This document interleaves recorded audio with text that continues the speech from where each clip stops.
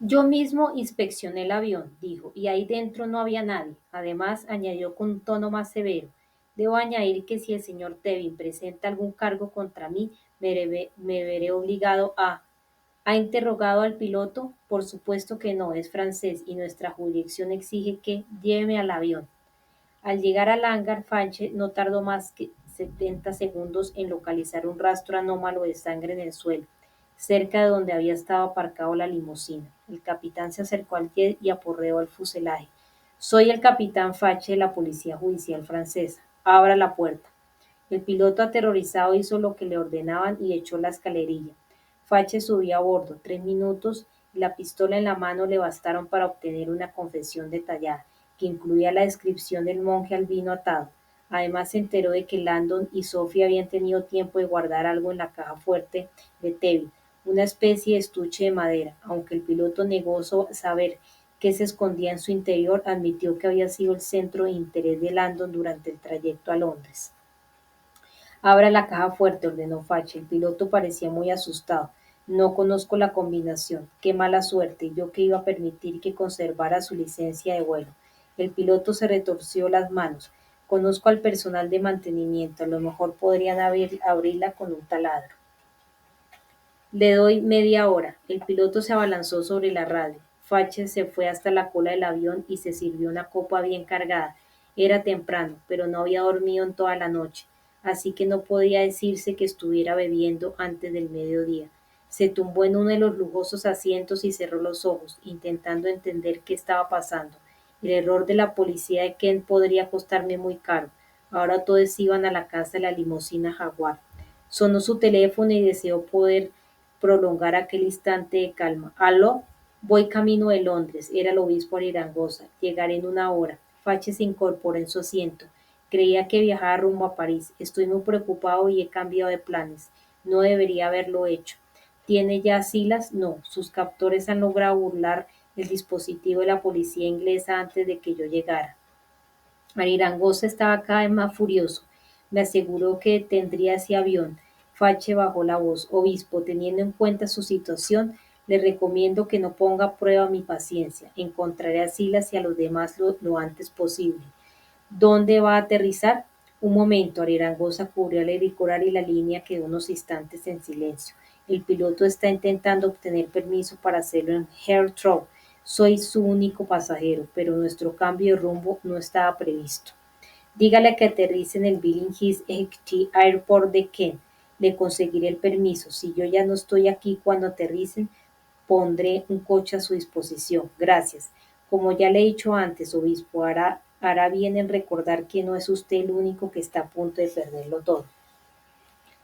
Buscad el orbe que en su tumba estar debiera. Todos los caballeros de la iglesia del temple están tendidos con la cabeza apoyada sobre una almohada de piedra rectangular. Sophie sintió un escalofrío.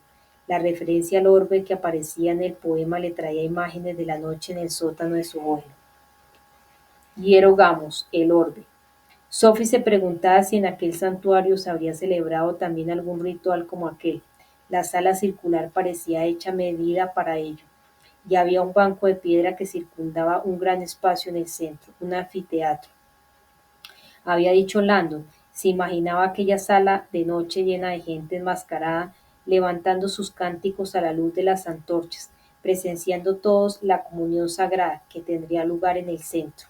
Tuvo que hacer un esfuerzo para quitarse aquella imagen de la mente. Avanzó con Landon y Tevin hasta el primer grupo de caballeros. A pesar de la insistencia Sir Leigh en que procedieran sistemáticamente, Sophie estaba tan impaciente que se adelantó y se dirigió a toda prisa hasta los 5 caballeros de la izquierda. Empezó a observar los primeros sepulcros y constató las similitudes y las diferencias que había entre los caballeros. Aunque todos estaban tendidos boca arriba, 3 tenían las piernas estiradas, mientras que los 2 la tenían cruzadas. Sin embargo, aquella particularidad parecía no tener nada que ver con la ausencia de ninguna esfera. Al examinar su atuendo, Sophie se fijó en que 2 de los caballeros llevaban túnicas debajo de la armadura, mientras que los otros 3 llevaban unos ropajes que le llegaban hasta los muslos. Pero nada más. El otro rasgo distintivo era la posición de las manos. 2 caballeros las usaban para empuñar una espada, otros dos la tenían juntas en posición de orar y un quinto puestas a los lados. Tras un momento observándolas, se encogió de hombros, incapaz de distinguir ningún espacio en el que debiera haber estado un orbe.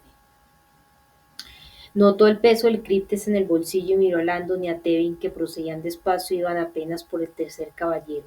Sin mucho éxito, a juzgar por su expresión, incapaz de esperar, se dio la vuelta y se dirigió al segundo grupo de caballeros. Mientras atravesaba la inmensa sala, recitó el poema que había leído tantas veces que ya se sabía de memoria. En la ciudad de Londres, enterrado por el Papa, reposa un caballero. Despertaron los frutos de sus obras, las iras de los hombres más sagrados. El orbe que en su tumba estar debiera, buscad, os hablará de muchas cosas, de carne rosa y vientre fecundado. Al llegar frente al segundo grupo de sepulcros vio que era parecido al primero. Todos los caballeros llevaban armaduras y espadas, y todos estaban esculpidos en varias posiciones. Todos menos uno, el del último sepulcro. Se acercó y observó con atención. No tiene almohada ni armadura, no lleva túnica ni espada. Robert, Sir Leigh le llamó, y el eco de su voz resonó por toda la sala. Aquí falta algo. Los dos alzaron la vista y se dirigieron hacia donde se encontraba. ¿Una esfera? ¿Un globo terráqueo? Le preguntó Tevin alterado. Las muletas repicaban con un rápido martilleo que se oía en toda la sala. ¿Lo que falta es una esfera? No exactamente, dijo Sophie con el ceño fruncido. Lo que parece que falta es el caballero entero. Cuando llegaron junto a ella, los dos hombres miraron desconcertados la décima tumba. En vez del relieve de un caballero yaciente, aquello era más bien una urna cerrada. Se trataba de un sarcófago trapezoidal, más estrecho por los pies y más ancho en la parte superior, con una tapa puntiaguda. ¿Y por qué no se muestra la imagen de ese caballero?, preguntó Landon. Fascinante, dijo Tevin acariciándose la barbilla. Me había olvidado de esa rareza. Llevo años sin venir por aquí. Esta tumba, intervino Sophie, parece esculpida en la misma época y por el mismo escultor que las otras 9. Entonces, ¿por qué no hay una escultura suya en la cubierta? Tevin meneó la cabeza. Es uno de los misterios de esta iglesia. Por lo que yo sé, nadie ha sido capaz de hallar una explicación. Perdón, interrumpió el monaguillo con gesto contrariado. Disculpen si les parezco poco delicado, pero me han dicho que venían a esparcir unas cenizas y parece que están de visita turística. Tevin miró con desprecio al muchacho y se dirigió a Landon. Señor Gray, parece que la filantropía de su familia ya no le sirve como antes, así que tal vez deberíamos sacar las cenizas y proceder a la ceremonia. Señora Gray, Sophie le siguió el juego, sacándose del bolsillo el criptes envuelto en el pergamino. Bueno, le agradeceremos que nos conceda un poco de intimidad, le dijo bruscamente. Pero el monaguillo no se movía y no le quitaba los ojos de encima a Landon. Su cara me suena, Tevin resopló. ¿Y no será porque el señor Gwen viene aquí cada año? También puede ser, se le ocurrió a Sophie, que lo viera el año pasado en la televisión en el Vaticano. Al señor Gwen no lo conozco, declaró el monaguillo. Creo que te equivocas, le contradijo Landon educadamente. Me parece recordar que el año pasado nos cruzamos cuando yo vine. El señor Cowles no nos presentó formalmente, pero cuando te he visto he reconocido tu cara. No te creas, me doy perfecta cuenta de que hemos entrado aquí a deshoras, pero por favor te pido que nos concedas unos minutos más. Hemos viajado una larga distancia para esparcir las cenizas entre estas tumbas. Pronunció aquellas palabras con la convicción propia del mejor de los actores. La expresión del monaguillo se hizo aún más escéptica. Estos no son tumbas. ¿Cómo dices?, le preguntó Landon. Pues claro que lo son, intervino Tevin. ¿De qué estás hablando? El joven negó con la cabeza. Las tumbas contienen cuerpos. Estos son esfinges, homenajes de piedra a hombres reales. Debajo de estas esculturas no hay nadie. Pero si esto es una cripta, exclamó Tevin. Solo en los libros de historia sin actualizar se creía que lo era. Pero en la década de 1950 durante la renovación se descubrió que no, y supongo, añadió dirigiéndose a Landon, que el señor Wren lo sabrá perfectamente teniendo en cuenta que si se supo fue gracias a su familia. Se hizo un silencio incómodo que quedó roto por unos fuertes golpes en la puerta del anexo. Ese es el señor Cowles, dijo Tevin. ¿No cree que debería ir a ver? El monaguillo lo miró poco convencido, pero se alejó hacia la entrada dejándolos ahí a los tres con cara de circunstancias. Lane, susurró Landon, ¿que no hay cuerpos? ¿De qué está hablando? Tevin parecía muy afectado. No lo sé. Yo siempre había creído que no, no hay duda, tiene que ser aquí. No creo que sepa de qué esté hablando, no tiene sentido. ¿Me enseñas el poema un momento? Sophie se sacó el cripte del bolsillo y se lo dio con cuidado. Landon desarrolló el pergamino. Sí, aquí se habla claramente de una tumba, no de una esfinge. ¿Y no podría estar equivocado el poema?, preguntó Teddy. ¿No podría ser que Jackie Samuel también hubiera cometido el mismo error que yo? Landon desestimó aquella posibilidad al instante. Ley, tú mismo lo has dicho. Esta iglesia fue construida por los templarios, el brazo armado del priorato. Y no sé, supongo que su gran maestre tendría que saber si los caballeros estaban o no estaban enterrados aquí. Tevin estaba totalmente anonadado, pero es que este sitio es perfecto. Se acercó más a la esfinge. Seguro que hay algo que se nos está escapando. Al acceder al anexo, el monaguillo le sorprendió no encontrar a nadie. Señor Cowles, estoy seguro de que he oído el ruido de las puertas, pensó adelantándose para ver si había alguien en la entrada. Junto al quicio había un hombre delgado vestido con smoking que se rascaba la cabeza y parecía desorientado. El monaguillo gruñó, irritado al darse cuenta de que se le había olvidado echarle el cerrojo cuando dejó pasar a los otros, y ahora un imbécil que parecía haberse perdido estaba ahí a punto de llegar tarde a una boda, a juzgar por su atuendo. Lo siento, gritó desde una columna, pero está cerrada. Tras él se agitó un jirón de ropa y sin saber cómo la cabeza se le fue hacia atrás y notó una mano que le tapaba la boca y ahogaba su grito. Aquellos dedos eran blancos como la nieve y olían a alcohol. El hombre del smoking sacó un revólver muy pequeño y apuntó directamente a la frente del chico. El monaguillo notó un calor en la entrepierna y se dio cuenta de que se había orinado encima. Ahora escucha con atención, le dijo el hombre del smoking. Vas a salir de esta iglesia en silencio y vas a empezar a correr. ¿Está claro? El joven asintió como pudo con aquella mano blanca en la boca. Si llamas a la policía, iremos a por ti, añadió hundiéndole el cañón de la pistola en la piel. En cuestión de segundos el joven ya había salido de la iglesia y estaba corriendo sin ninguna intención de detenerse. Como un fantasma, Sila se aproximó en silencio hacia su presa. Sophie Neville sintió su presencia demasiado tarde. Antes de poder darse la vuelta, el monje ya le tenía la pistola hundida en la espalda y le había pasado un ancho brazo por el pecho, atrayéndola hacia sí. Sophie gritó del susto. Teven y Landon se volvieron a la vez y se dieron cuenta con sorpresa y horror de lo que estaba pasando. ¿Pero qué? Tevin no pudo acabar la frase. ¿Qué le has hecho a Remy? Usted preocúpese solamente de que yo salga de aquí con la clave. Aquella misión de reconquista, como Remy la había llamado, debía realizarse limpiamente, de la manera más simple. Entre en la iglesia, llévese la clave y salga, sin matar a nadie, sin hacerle daño a nadie. Con Sophie firmemente sujeta, Silas cambió la postura y le pasó el brazo por la cintura, metiéndole la mano en el ancho bolsillo del suéter. A pesar de que el aliento le olía a vodka, le llegaba la suave fragancia del pelo de aquella mujer. ¿Dónde está? Susurró. Antes la llevaba en el bolsillo del suéter. ¿Dónde estará ahora? Está aquí. La voz de Landon resonó desde el otro extremo de la nave. Silas se volvió y vio que Landon tenía en sus manos el criptes negro y que se lo enseñaba como si fuera un torero citando a un pobre animal con el capote. Póngalo en el suelo, le ordenó. Deje que la señorita Neville y Sir Leigh salgan de la iglesia. Esto lo podemos resolver entre usted y yo. Silas apartó a Sophie de un empujón y apuntó a Landon avanzando hacia él. No, no dé ni un paso más hasta que hayan salido del edificio, dijo Landon. No está usted en situación de exigir nada, contraatacó Silas. No estoy de acuerdo con usted, replicó Landon levantando el criptes por encima de la cabeza. No vacilaré en tirarlo al suelo y el tubo que hay dentro se romperá. Aunque Silas se rió al oír aquella amenaza, sintió una punzada de temor. Aquello no se lo esperaba. Apuntó el arma a la cabeza de Landon y respondió con la voz tan firme como la mano con la que sostenía el arma. Nunca rompería la clave. Tiene tanto interés como yo en encontrar el Grial. Se equivoca. Usted tiene mucho más. Ya ha demostrado que está dispuesta a matar para conseguirlo. A 15 metros de allí, observando desde los bancos del anexo que quedaban cerca del acceso a la nave circular, Remy Legoudet sentía un desasosiego cada vez mayor. La maniobra no había salido como la habían planeado, incluso desde donde se encontraba veía que Silas no sabía muy bien cómo hacerle frente a aquella situación.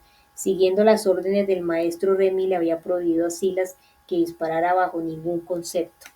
Déjeles ir, exigió Landon de nuevo con el críptico levantado sobre la cabeza sin apartar la vista del arma del monje.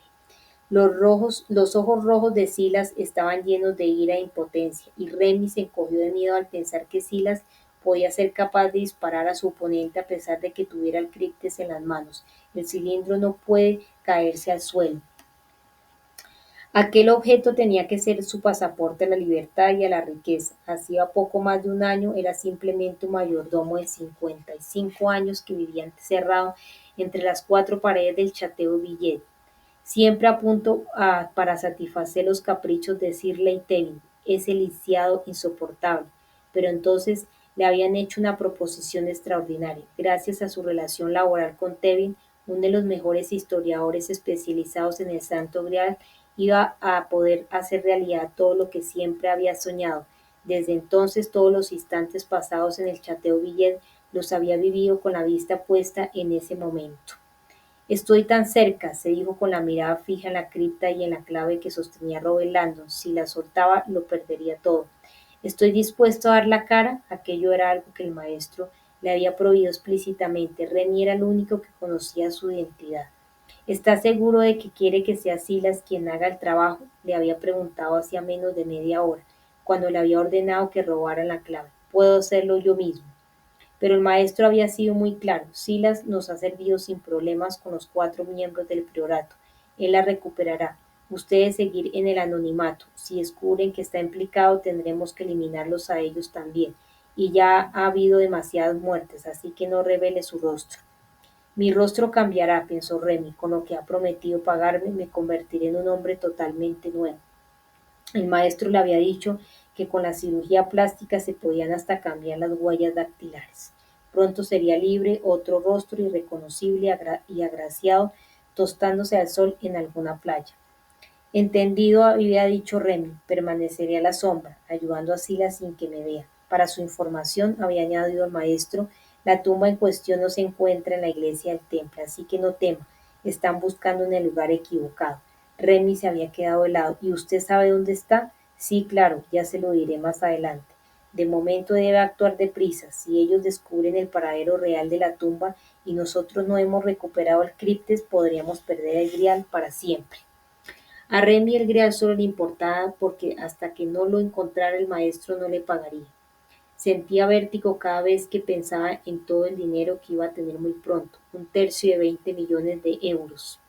Lo bastante como para desaparecer para siempre. Remy soñaba con la Costa Azul, donde quería vivir el resto de su vida tomando el sol y dejando que para variar los demás le sirvieran a él. Ahora, sin embargo, en la iglesia del Temple, Landon amenazaba con romper la clave, y Remy sentía que su futuro estaba en peligro. No soportaba la idea de haber llegado hasta tan lejos para perderlo todo en el último momento. Así que tomó la decisión de pasar a la acción. El arma que llevaba en la mano era de calibre pequeño y fácil de disimular, aunque su disparo en las distancias cortas era mortal. Salió de la penumbra del anexo y al llegar al espacio circular apuntó a Tevin con la pistola. ¿Cuánto tiempo llevo esperando para hacer una cosa así? A Sir Leigh Tevin casi se le para el corazón al ver a Remy apuntándole con el arma. ¿Pero qué estás haciendo? Se fijó en que aquel era el revólver que llevaba siempre en la guantera. Remy, dijo horrorizado, ¿qué está pasando aquí? Landon y Sophie también se habían quedado mudos de la impresión. El mayordomo pasó por detrás de su señor y le puso la pistola en la espalda justo a la altura del corazón. Tevin notó que los músculos se le agarrotaron de miedo. Remy, no entiendo. Se lo explicaré en pocas palabras, lo interrumpió Remy mirando a Landon por encima del hombro de su señor. Deje la clave en el suelo, si no, disparo. Landon se quedó paralizado un instante. Esta clave no tiene ningún valor para usted, le dijo con dureza. No sabe abrirla. Qué necio y qué arrogante, replicó Remy con una sonrisa de desprecio en los labios. ¿No se ha dado cuenta de que llevo toda la noche escuchándolos, de que he oído todos esos poemas que recitaban? Pues todo lo que he oído lo he transmitido a otras personas, personas que saben más que ustedes, si ni siquiera están buscando donde tienen que buscar. La tumba que buscan no está aquí. Tevi notó que el pánico se apoderaba de él. ¿Qué está diciendo? ¿Para qué quiere el Grial? Le preguntó Landon. ¿Para destruirlo antes del fin de los días? Remy se dirigió al monje. Silas, quítele la clave al señor Landon. El albino empezó a avanzar en dirección de Landon, pero este retrocedió con el críptex en alto, aparentemente dispuesto a arrojarlo al suelo en cualquier momento. Prefiero romperlo que entregárselo a quien no debe tenerlo, declaró. Tevin estaba aterrorizado, veía que el trabajo de toda una vida estaba a punto de desvanecerse delante de sus propios ojos y todos sus sueños iban a hacerse añicos. Robert, no, exclamó, es el Grial. Remy nunca me dispararía. Nos conocemos desde hace 10. Remy apuntó al techo y disparó. El estruendo fue enorme para un arma tan pequeña y resonó como un trueno en la sala de piedra. Todos los presentes se quedaron inmóviles. Esto no es ninguna broma, dijo Remy. El siguiente le atravesará la espalda. Dele la clave a Silas.